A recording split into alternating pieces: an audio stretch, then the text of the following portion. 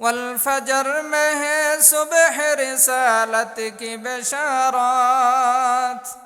वल फजर में है सुबह रिसालत की बशारत, वल असर में है दौर नबूवत की बशारत, वल असर में है दौर नबूवत की बशारत। हर फूल में है रूय मदीना की तबस्सुम, हर फूल में है रूय मदीना की तबस्सुम, शाखों की लचक में बेक़दा का तकल्लुम, शाखों की लचक में बेक़दा का तकल्लुम।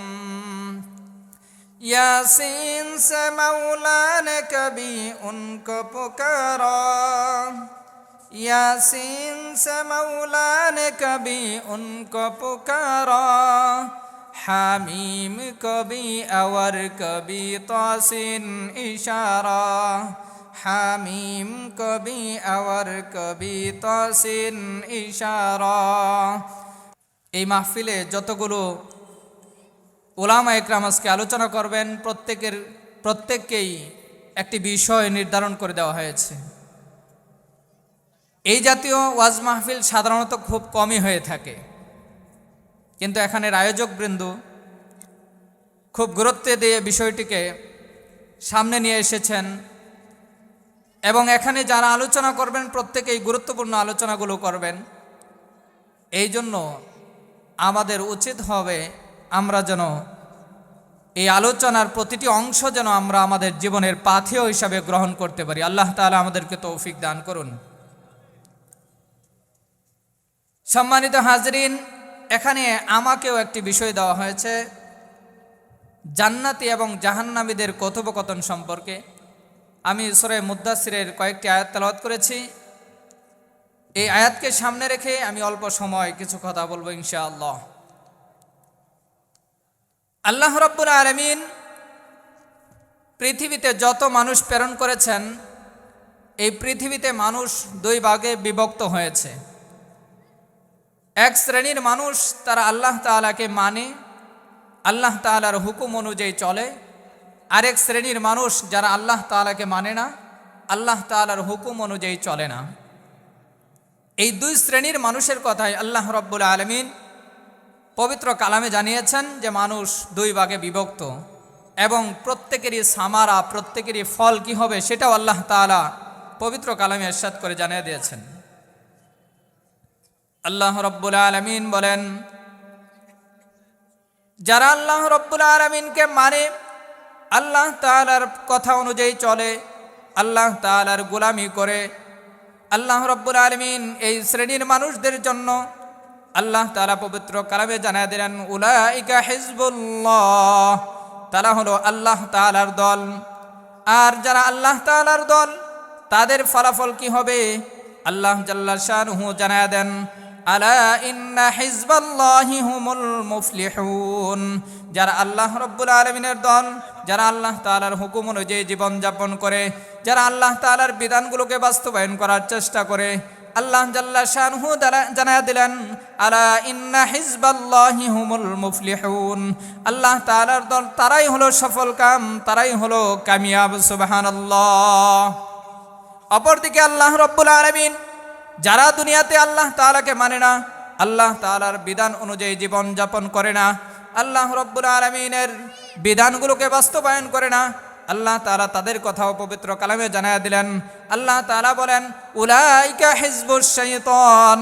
যারা আমি রবের কথা শুনে না, আমি রবের হুকুম অনুযায়ী জীবনযাপন করে না, আল্লাহ তাআলার হুকুমগুলোকে বাস্তবায়ন করে না, আল্লাহ তাআলা জানিয়ে দিলেন তারা হলো শয়তানের দল। তারা যেহেতু শয়তানের দল, তাদের ফলাফল কি, তাদের সামারা কি আল্লাহ তাআলা জানিয়ে দিলেন, আলা ইন্না হিজবাশ শাইতানি হুমুল খাসিরুন। জেনে রাখো যারা শয়তানের দল তাদের দুনিয়া আখিরাত সব হলো ক্ষতি। দুনিয়া আখিরাত সব ক্ষতি। দুনিয়া এবং আখিরাতে তারা ক্ষতিগ্রস্ত হয়ে আল্লাহ তাআলার দরবারে তারা উপস্থিত হবে। মুহতারাম হাজরিন, দুনিয়াতে মানুষ দুই ভাগে বিভক্ত, আল্লাহর দল আরেকটা হলো শয়তানের দল। ঠিক তেমনিভাবে মানুষ যখন দুনিয়ার হায়াতকে শেষ করে আবার আখিরাতে চলে যাবে, সেখানে আল্লাহ তাআলা বিচার কার্যক্রম করার পর সেখানেও মানুষ দুই ভাগে বিভক্ত হবে, একদল হবে জান্নাতি, আরেক দল হবে জাহান্নামী। সেটাও আল্লাহ রাব্বুল আলামিন পবিত্র কালামে জানায় দিলেন। আল্লাহ তাআলা জানায় দিলেন, মানুষ দুনিয়ার হায়াত শেষ করে যখন আখিরাতে চলে যাবে, সেখানে বিচার কার্যক্রম হওয়ার পরে সেখানে মানুষ দুই দলে বিভক্ত হবে, ফারিকুম ফিল জান্নাতি ওয়া ফারিকুম ফিস সাঈর। আল্লাহ জাল্লা শানুহু জানায় দিলেন, এক দল তারা জান্নাতি হবে, আর এক দল তারা জাহান্নামী হবে। জান্নাতীরা জান্নাতে চলে যাবে, চিরস্থায়ী সুখের ঠিকানায় চলে যাবে, আর জাহান্নামীরা তারা জাহান্নামে যাবে, জাহান্নামের মধ্যে থাকতে থাকবে। আল্লাহ রাব্বুল আলামিন আমার তেলাওয়াতকৃত আয়াতে সূরা মুদ্দাসসিরের যে আয়াতগুলো আমি তেলাওয়াত করেছি, আল্লাহ রাব্বুল আলামিন সেই আয়াতগুলোতে জানায়া দেন জান্নাতি আর জাহান্নামী তারা যখন দুই দলে বিভক্ত হয়ে যখন প্রত্যেকের জায়গায় চলে যাবে, আল্লাহ রাব্বুল আলামিন তার কুদরতিভাবে একবার জান্নাতি এবং জাহান্নামীদেরকে তারা আল্লাহ রাব্বুল আলামিন সামনাসামনি করবেন, তারা যেন পরস্পরে কথা বলতে পারে। জান্নাতীরা কথা বলবে, জাহান্নামীরা উত্তর দিবে, জান্নাতীরা প্রশ্ন করবে, জাহান্নামীরা উত্তর দিবে। জান্নাতি এবং জাহান্নামীদের মধ্যে আল্লাহ রাব্বুল আলামিন কথা বলার ব্যবস্থা করে দিবেন। আল্লাহ রাব্বুল আলামিন জান্নাতি এবং জাহান্নামীদের কথা বলার ব্যবস্থা করে দিবেন।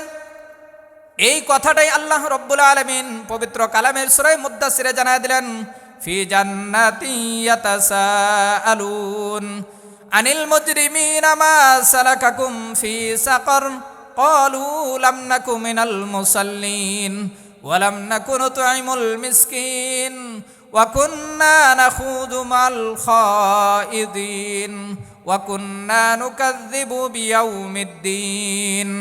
সেদিন জান্নাতীরা জাহান্নামীদেরকে প্রশ্ন করবে।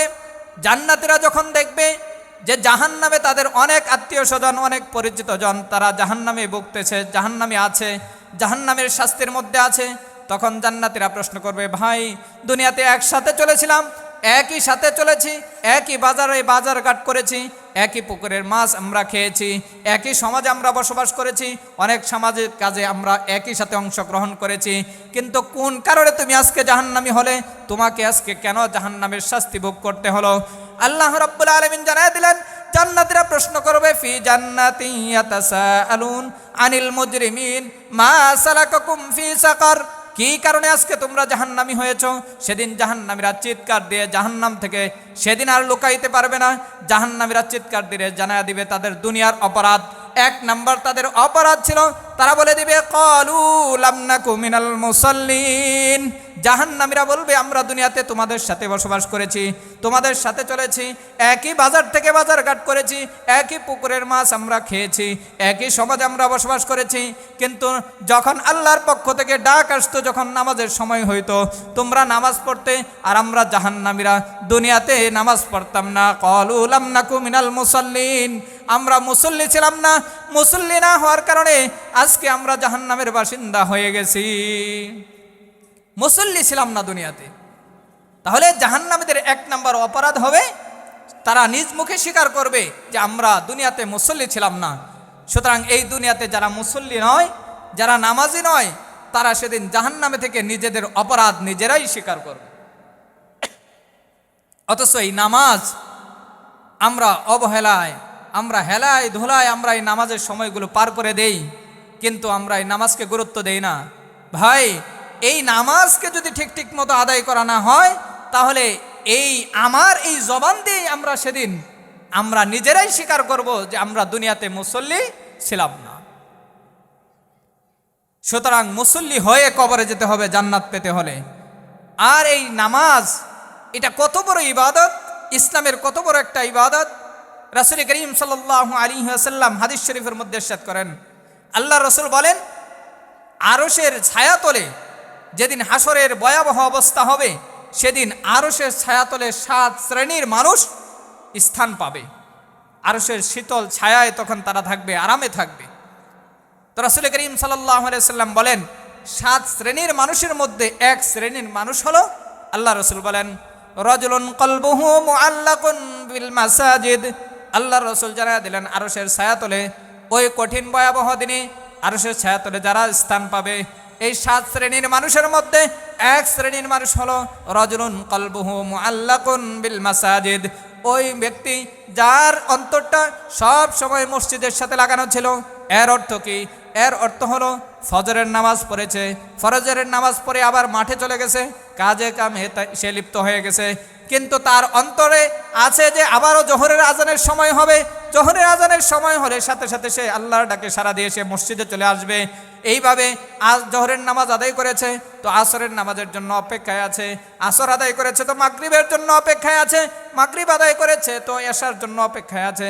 এইভাবে যেই ব্যক্তি তার অন্তরটাকে সব সময় মসজিদের সাথে লাগানো রাখে, আল্লাহর রাসূল জানায়া দিলেন রাজুলুন কলবুহু মুআল্লাকুন বিল মাসাজিদ, ওই ব্যক্তি যারা মসজিদের সাথে যার অন্তরগুলো সব সময় লাগানো থাকে, 5 ওয়াক্ত নামাজের টেনশন যার অন্তরের মধ্যে সব সময় থাকে, আল্লাহর রাসূল জানায়া দিলেন এই ব্যক্তিটা হাসরের ময়দানে ভয়াবহ অবস্থায় আল্লাহ তাআলার আরশের ছায়াতলে স্থান পাবে। সুবহানাল্লাহ।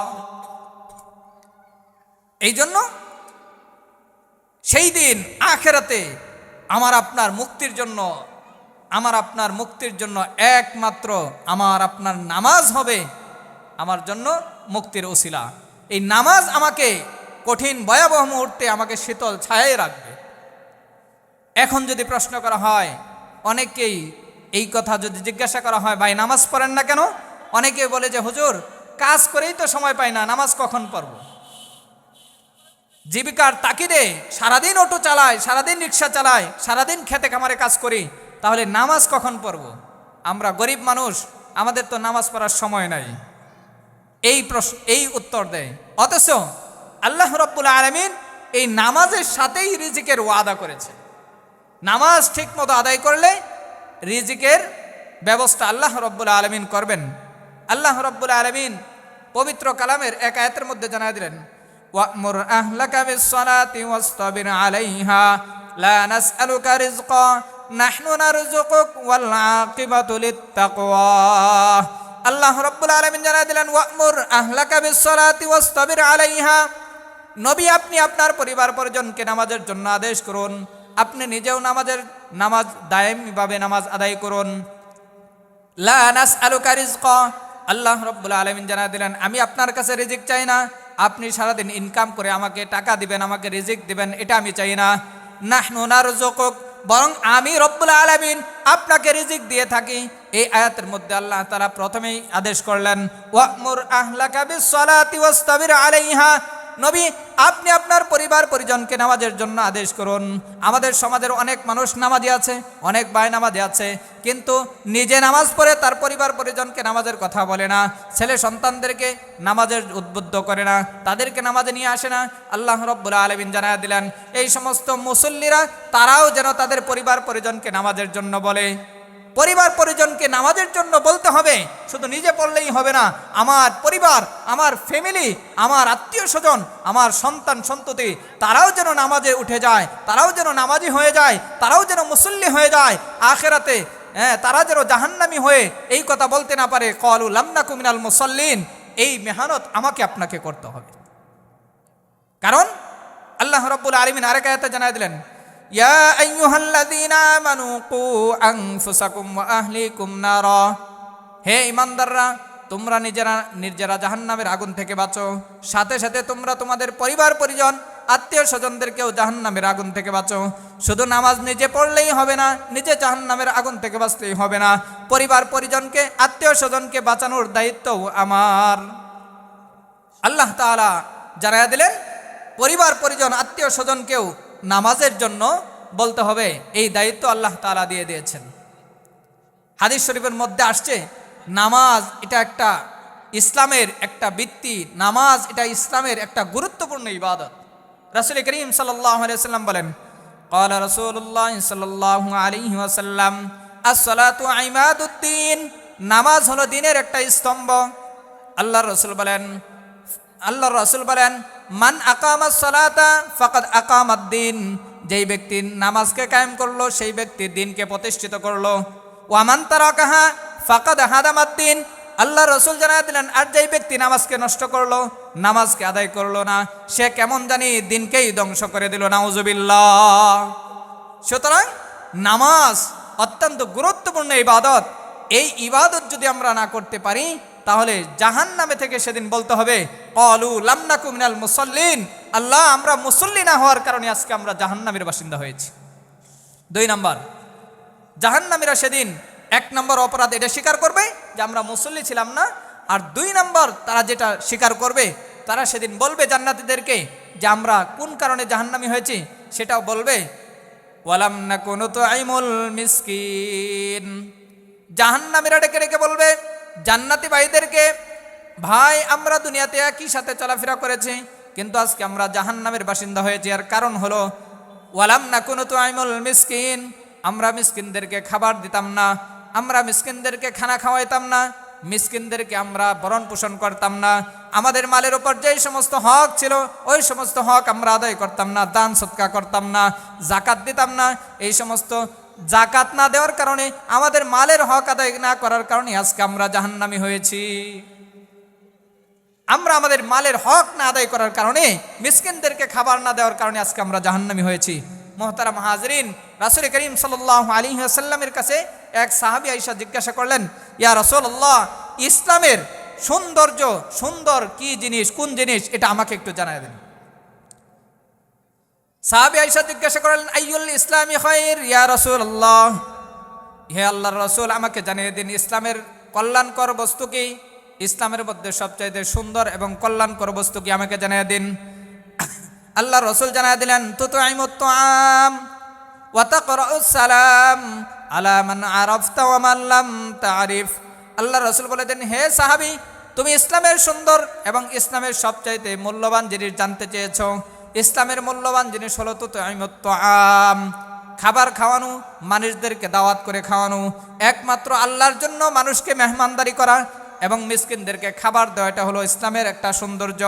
সাথে সাথে ওয়া তাকরাউস সালাম আলা মান আরাফতা ওয়া মান লাম তারিফ, পরিচিত অপরিচিত সকলকে সালাম বিনিময় করা, এটা হলো ইসলামের সৌন্দর্য। সুবহানাল্লাহ। তাহলে এই হাদিস থেকে জানা গেল যে আল্লাহ রাসূল বললেন ইসলামের সৌন্দর্য হলো মানুষকে খানা খাওয়ানো, মানুষদেরকে খাবার খাওয়ানো, এটা হলো ইসলামের একটা সৌন্দর্য, গুরুত্বপূর্ণ একটা ইবাদত। আজকের এই ইবাদত আমাদের সমাজ থেকে বিলীন হওয়ার পথে আমরা মানুষদেরকে এখন আর আগের মতো সাহাবীরা যেভাবে খানা খাওয়াইতেন, সাহাবীরা যেভাবে মানুষদেরকে আপ্যায়ন করতেন, আমরা সেইভাবে করি না। বলা হতে পারে যে হুজুর না, আমরা তো আপ্যায়ন করি, আমরা দাওয়াত দেই, মানুষকে খাওয়াই। সাহাবীরা মানুষদেরকে খানা খাওয়াইতেন, তাদের কোনো দুনিয়াবি স্বার্থ ছিল না, স্বার্থ ছাড়া তারা একমাত্র আল্লাহকে রাজি খুশি করার জন্য খাওয়াইতেন। কিন্তু আমরা খানা খাওয়াই ঠিক আছে, আমরা সমাজের সবচাইতে উল্লেখযোগ্য মানুষ যারা আছে, মাতাব্বর টাবের যারা আছে, সমাজের সবচাইতে দামি মানুষ যারা আছে, তাদেরকে খানা খাওয়াই এবং তাদেরকে দাওয়াত দিয়ে আবার তাদের পকেট খালি করে দেই, সামনে টেবিল বসিয়ে তাদের কাছ থেকে টাকা কালেকশন করি। এটা ইসলামের বিধান না, এটা ইসলামের সৌন্দর্য না, এটা আমাদের এই বহিরাগত কালচার। অথচ ইসলামের সৌন্দর্য হলো একমাত্র আল্লাহর জন্য মানুষকে খানা খাওয়ানো। এইভাবে আমরা কি করি, মানুষদেরকে খানা খাওয়াই নিজের স্বার্থ উদ্ধারের জন্য, এবং মানুষদেরকে খানা খাওয়ায়া তার বিনিময় গ্রহণ করি। অথচ সাহাবা একরামের ব্যাপারে আল্লাহ তাআলা পবিত্র কালামে জানায় দিলেন, ইন্নামা নুতঈমুকুম লিওয়াজহিল্লাহি লা নুরিদু মিনকুম জাযাআন ওয়ালা শুকুরা। সাহাবীদের গুণ সম্পর্কে আল্লাহ তাআলা আয়াতের মধ্যে জানায় দিলেন। আল্লাহ তাআলা বলে দিলেন সাহাবীরা খানা খাওয়াইতেন, ইন্নামা নুতঈমুকুম লিওয়াজহিল্লাহ, তারা বলতো যে আমরা তো তোমাদেরকে খানা খাওয়াইছি একমাত্র আল্লাহর জন্য। লা নাসআলুকা, আল্লাহ তাআলার কাছে একমাত্র প্রতিদান পাওয়ার জন্যই তোমাদেরকে খানা খাওয়াইছি। ইন্নামা নুতঈমুকুম লিওয়াজহিল্লাহি লা নুরিদু মিনকুম জাযাআন ওয়ালা শুকুরা, আমরা তোমাদের কাছ থেকে কোনো বিনিময় চাই না, এমনকি তোমরা আমাদেরকে ধন্যবাদ দিবে, আমাদের বাড়িতে খানা খেয়ে আমাদেরকে ধন্যবাদ দিবে, সেটাও আমরা চাই না। আমরা একমাত্র এর বিনিময়, এর প্রতিদান আল্লাহ তাআলার কাছে চাই। সুবহানাল্লাহ। এই ছিল সাহাবীদের বৈশিষ্ট্য। সাহাবীরা আল্লাহ তাআলার জন্য খানা খাওয়াইতেন, সাহাবীরা আল্লাহ তাআলার জন্য মানুষদেরকে খাবারের ব্যবস্থা করতেন, আল্লাহ তাআলাকে পাওয়ার জন্য মানুষদেরকে দান করতেন, আল্লাহ তাআলাকে পাওয়ার জন্য আল্লাহর রাস্তায় ব্যয় করতেন। এমনও ঘটনা আছে সাহাবীরা অনেক অনেক দান করেছেন, নিজের সব সম্পদ দান করে দিয়েছেন। হযরত আবু বকর সিদ্দিক রাদিয়াল্লাহু তাআলা আনহু এক যুদ্ধে আল্লাহর রাসূলের কাছে সমস্ত সম্পদ নিয়ে উপস্থিত হয়ে গেছেন। সুবহানাল্লাহ। এইভাবে তারা দান করেছেন। আর আজকের আমাদের সমাজের মানুষ দান করতে খুবই কৃপণতা করে, অথচ একটা চা স্টলে বৈশা যখন 100 টাকা শেষ করে দেয়, এটা শরীরে বাজে না। মসজিদে শুক্রবারে এসে যখন 10টা টাকা দিবে, তার কলিজা কাঁপতে থাকে। 10টা টাকা নিয়ে আসতে সে বলে যায়, 10টা টাকা দিতে সে বলে যায়। ওয়াজ মাহফিলে 100 টাকা দিলে তার খবর হয়ে যায়, অথচ একটা চা স্টলে বসে 100 টাকা খরচ করে, এটা তার কোনো বাজে না। আর সাহাবীদের বৈশিষ্ট্য ছিল নিজেরা খরচ করতে তারা খুব কৃপণতা করত, কিন্তু দান করার ক্ষেত্রে তারা একবারে দিল খুলে দান করতেন, আল্লাহর জন্য দান করতেন, সেখানে কোনো কৃপণতা করতেন না। আর আমরা নিজেরা অপচয় করি, কিন্তু দান করার ক্ষেত্রে আমরা কৃপণতা করি, নিজেরা অপচয় করি, নিজেরা খানা অনেক অপচয় করি, নিজেরা খাবার অপচয় করি, নিজেরা নিজেদের অনুষ্ঠান পরিচালনায় অনেক এমন আয়োজনও করি যেগুলো এমনিতেই অপচয় হয়ে যাচ্ছে। অথচ সাহাবীরা তারা নিজেরা অপচয় করতেন না, অপচয় না করে দান করার ক্ষেত্রে তারা ব্যাপক হারে দান করতেন। হযরত উসমান রাদিয়াল্লাহু তাআলা আনহুর ঘটনা বর্ণিত আছে। আল্লাহর রাসূলের কাছে এক সাহাবী আসলেন। সাহাবী আয়েশা আল্লাহর রাসূলের কাছে আরজ করলেন, ইয়া রাসূলুল্লাহ, আমাকে কিছু দান করুন, আমি অভাবী মানুষ, আমার কিছু প্রয়োজন, আমাকে কিছু অর্থ দান করুন। রাসূল করিম সাল্লাল্লাহু আলাইহি সাল্লাম বললেন, তুমি যাও, আমার সাহাবী উসমানের কাছে চলে যাও, উসমানকে গিয়ে বলো যে আল্লাহর রাসূল আমাকে পাঠিয়েছেন, আমাকে কিছু দান করুন। ওই সাহাবী চলে গেছে, যা দেখে হযরত উসমান রাদিয়াল্লাহু তাআলা আনহু তিনি কাজ করতেছেন। কি কাজ করেন? ওই সাহাবী গিয়ে দেখে হযরত উসমান রাদিয়াল্লাহু তাআলা আনহু তিনি যে বাড়ির মধ্যে খাদ্যের স্তূপ রেখেছিলেন, ওই স্তূপ থেকে পিপিলিকা লাইন ধরে খাবার নিয়ে যাচ্ছে। ওই খাবারগুলো পিপিলিকার থেকে উসমান রাদিয়াল্লাহু তাআলা কুড়ায় কুড়ায় নিয়ে আসতেছে, কিছু পিপিলিকার গর্তে দিয়ে দিচ্ছে আর কিছু তার স্থানে রাখছে। সাহাবী আশ্চর্য হয়ে গেলেন, এত কৃপণ মানুষ আমাকে কি দান করবে? সে আস্তে করে চলে গেছে। আল্লাহ রাসূলের কাছে যায় বলল, ইয়া রাসূলুল্লাহ, ইয়া হাবিবাল্লাহ, কার কাছে আমাকে পাঠাইলেন? এই ব্যক্তি তো যে কৃপণ মানুষ, সেই ব্যক্তি আমাকে কি দান করবে? আল্লাহ রাসূল বললেন, তুমি আমার উসমানকে চেনো নাই, আবার যাও। ওই সাহাবী আবার চলে আসলেন। এবার এসে দেখে উসমান রাদিয়াল্লাহু তাআলা আনহু তিনি কি করতেছেন? তিনি তার গোলামকে ধমকাচ্ছেন, গোলাম, তুমি গত রাত্রে কুপি বাতির সলতা বাড়ায় রাখার কারণে তেল খরচ বেশি হয়েছে, এই কাজটা তুমি কেন করলে? ওই সাহাবী এটা দেখে আরো আশ্চর্য হয়ে গেলেন, এমন একজন কৃপণ মানুষ যে গোলামকে সামান্য কুপি বাতির সলতা বাড়ায় রাখার কারণে ধমকায়, এই লোক আমাকে কি দান করবে? আবারও চলে গেছে, যা বলে, ইয়া রাসূলুল্লাহ, আমি গিয়েছিলাম, আমি আবারও চলে এসেছি। আল্লাহর রাসূল বললেন, তুমি আমার উসমানকে চেনো না, আবার যাও। সাহাবী সাহস করে তৃতীয় দিন আসলেন। এসে দেখে উসমান রাদিয়াল্লাহু তাআলা আনহু তিনি তার মাঠের মধ্যে তুলা এগুলো শুকানোর জন্য দিয়েছিলেন। ওই তুলাগুলো জাল দিয়ে ডেকে রাখা হয়েছে। ওই জালের ফাঁকা দিয়া যখন তুলাগুলো বাতাসে উঠতেছে, হযরত উসমান রাদিয়াল্লাহু তাআলা আনহু তিনি তার নিজ হাতে ওই উড়ে যাওয়া তুলাগুলোকে কুড়িয়ে কুড়িয়ে আবারও একত্রিত করছেন। এই ঘটনা দেখার পরে সাহাবী আবারও হতাশ হয়ে গেলেন, এই লোক আমাকে কি দান করবে? যেই লোক তার জালের ছিদ্র দিয়ে তুলা গেলে ওই তুলাগুলোকে আবারও কুড়িয়ে নিয়ে আসে। কিন্তু সেদিন আর ফেরত যান না ওই সাহাবী তখন সাহস করলেন যে আজকে আমি অবশ্যই তার কাছে চাবো। হযরত উসমান রাদিয়াল্লাহু তাআলার কাছে সাহাবী চাইলেন যে আমাকে আল্লাহর রাসূল পাঠিয়েছেন, আমাকে কিছু দান করুন। উসমান রাদিয়াল্লাহু তাআলা আনহুর সাথে সাথে জানায়া দিলেন, ঠিক আছে, তুমি অপেক্ষা করো, আমার ব্যবসায়ী কাফেলা ব্যবসায়ী গিয়েছে, তারা আসতেছে। ওই আসার পরে ওই যেই উটগুলো আমার ব্যবসায়ী কাফেলার থেকে আসবে, সামনের যে উটটা থাকবে সেই উটটাই আমি তোমাকে দিয়ে দিলাম। সুবহানাল্লাহ। সাহাবী আশ্চর্য হয়ে গেলেন, এত কৃপণ একজন মানুষ একটা উট দিয়ে দেয় কিভাবে? এরপরে দেখা গেল ব্যবসায়ী কাফেলা যখন আসতেছে তখন সামনের উটটা তাকে দান করা হয়েছে, সে সামনের উট নেওয়া শুরু করেছে। এইদিকে সামনের উট যেটা থাকে সেটা কিন্তু যেই দিকে যায় পিছনের উটগুলো ওই দিকেই যায়। এইভাবে যখন সে প্রথম উটটাকে সে নিয়ে গেল, সাথে সাথে পিছনের সব উট 100 উট বর্ণনায় আছে 100 উট তার পিছনে পিছনে যাচ্ছে। এবার ওই সাহাবী বলে, হযরত আমাকে তো প্রথম উটটা আপনি দান করেছেন, আর বাকি উটগুলোও তো আমার সাথে চলে আসছে।